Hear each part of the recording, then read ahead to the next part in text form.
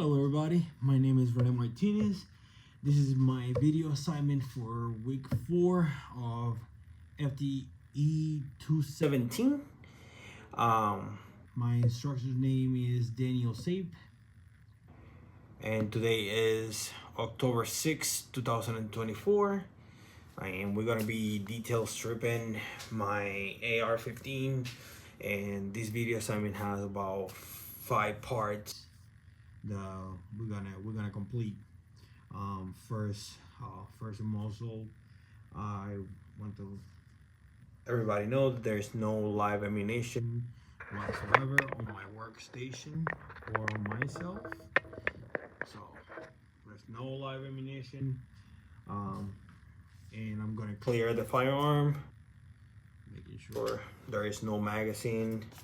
Now we're gonna take a look and visually inspect the chamber.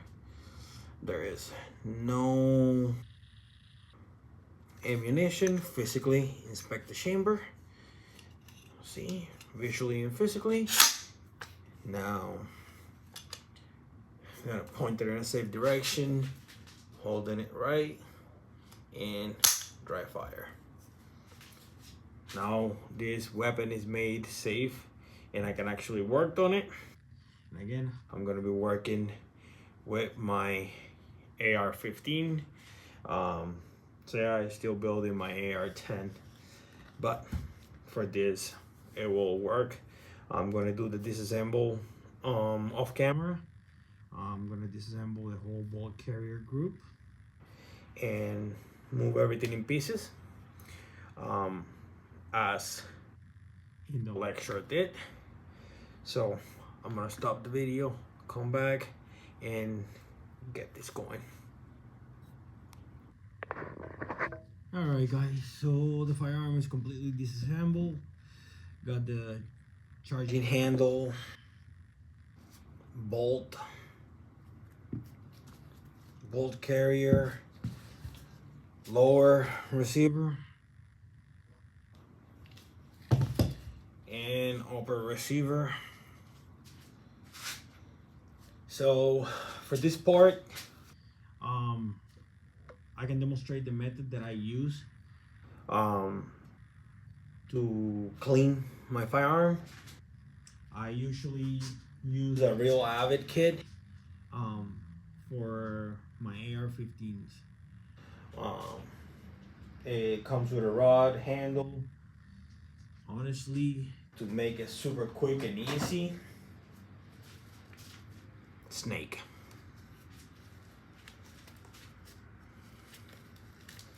So I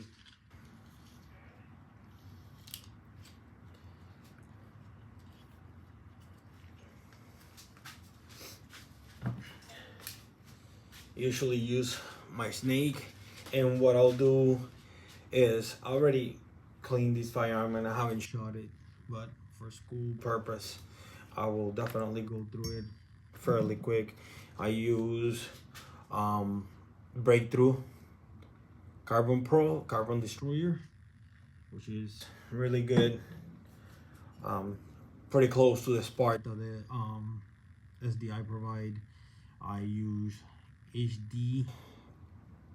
HP Pro Oil. So what I usually do, I get a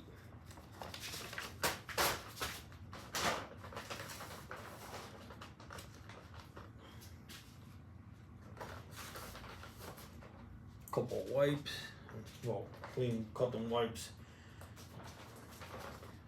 All right.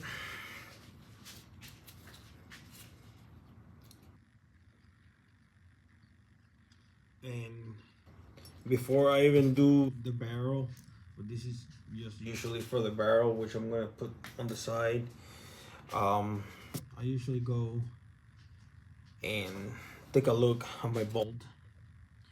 I did learn a little bit on the lecture. The most part that gets the carbon out of here is gonna be right here, this area right here. So you guys can see there is no carbon in there. But what I usually do, I just grab a brush and just brush it out real good. I don't use no metal like steel brush because that's gonna ruin the diameter and the critical dimensions of that section right there. Once that spray with the carbon destroyer, you clean it all good, it should look like that. No carbon whatsoever. Now, like I say, this is fairly clean, so what I usually do, I get my little pick in here, and if there's any copper residues inside the bolt, I remove every single carbon from the bolt in here, making sure this is super clean because I want that to extract and everything that needs to be done correctly. So I make sure that is nice and clean. As you guys can see, there is nothing in there. Now from there, I clean my firing pin. Make sure the dimple is good and there is not indent in the dimple.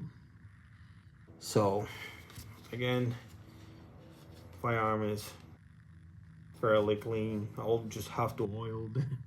But I usually go with the brush and brush it all good, make sure there is no carbon, making sure everything is super.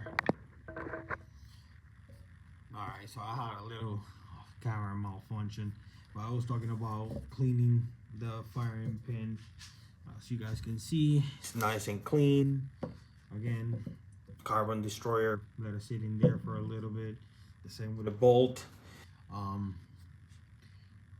And says that there is a debate. I don't go shooting as often, so I like to keep my firearm very moist. And one thing that I like to do is to oil the gas rings. I want those gas rings to expand freely, pretty good, with no gunk in it, so I make sure those are clean. As you guys can see, I'll put it a little closer. Now, the other piece that I like to clean is right here, which is the gas key, because the gas is coming, carbon is coming through there. So what I use for that, I usually use a little brush like this, like a copper brush. And I go inside and I clean it in the inside. Just like that, making sure the gasket is nice and clean. So like that I don't have no issues with the gasket. Now, that is my firearm inspection and fully disassembled firearm. I always like to take a look at the firearm spring, making sure everything is functional. I'm not gonna take it all apart. Now we're gonna go for part 3. Explain how I will educate ammo malfunction. All right, perfect example. AR-15 chamber in 223 and AR-15 chamber in 223 and 5.56. So we all know the AR-15 chamber in 5.56 you can actually fire 223 ammo, but vice versa you cannot do it. So 223 has more pressure and it will definitely cause an explosion on your chamber. So we don't want that. So it's so very important to explain and educate the customers using the right caliber. Because if your firearm is chambered for certain spec or ammunition, keep it that way. It is better. It could save your fingers, part of your face. Just keep it safe. Oh, I guess I jumped into it, but yep, the ammunition. For part 4 of this video assignment. As a gunsmith, how will I train my customer in proper stand and grip? To be honest, that's very touchy subject, because a lot of customers don't want to listen to a gunsmith saying, hey, you're standing the wrong way, you're gonna have a failure. I'll definitely, in the moment of sale or moment that person is bringing me, I'll ask questions first. Are you holding the firearm safely? Give them a little bit of knowledge that I have acquired through SDI, especially if you have a 1911 with the safety on the grip. So that's a good example right there. And for part 5, I'm gonna put my firearm together. Oh wait, I forgot to see how I clean my barrel. So what I usually do, I just feed. I didn't want to jump this step. I usually feed my, there we go, right through there, and it goes right there, and all I do is pull. Do that a few times and you have a fully clean firearm. Like I say, this video got a little too long, so what I'm gonna do, actually I can just explain it right now. Before you even get a accessory, is do your homework. It's very important to do your homework. Honestly, first when I put a scope in, I really didn't even know how to use it or silver it. So it's always good to like do a little bit of homework and see what you're getting yourself into. The same with the forearm grip. You know, a lot of people use it as this, like that, or like this. In my case, I use it like this.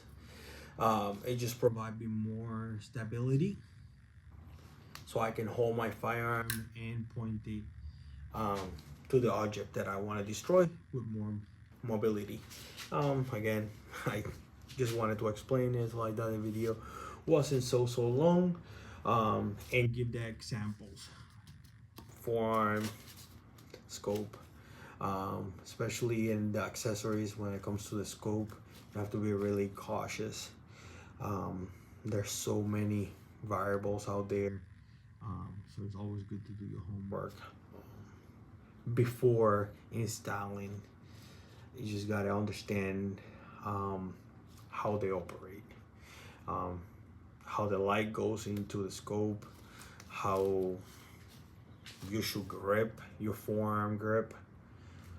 So those are a little bit of the examples that I got. And again, my video just got a little too long, but this is my video assignment for FTE 217. Thank you guys. Have a wonderful day.